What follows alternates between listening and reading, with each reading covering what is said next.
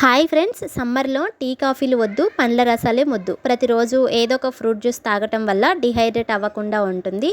ఈరోజు నేనైతే mango juice చేస్తున్నాను. దానికోసం ముందుగా అయితే మ్యాంగోని శుభ్రంగా కడిగి పీల్ చేశాను. తర్వాత చిన్న చిన్న ముక్కలుగా కట్ చేశాను. నెక్స్ట్ ఒక మిక్సీ జార్ తీసుకొని కట్ చేసుకున్న మ్యాంగో ముక్కలన్నింటినీ కూడా అందులో వేశాను. తర్వాత ఐస్ క్యూబ్స్ కూడా యాడ్ చేశాను. నెక్స్ట్ స్వీట్కి తగ్గట్టు కొద్దిగా షుగర్ని అయితే యాడ్ చేశాను. షుగర్ వద్దనుకుంటే మీరు స్కిప్ చేసేయండి. నెక్స్ట్ మిల్క్ని కూడా యాడ్ చేసేసి మిక్సీ చేసుకోవాలి.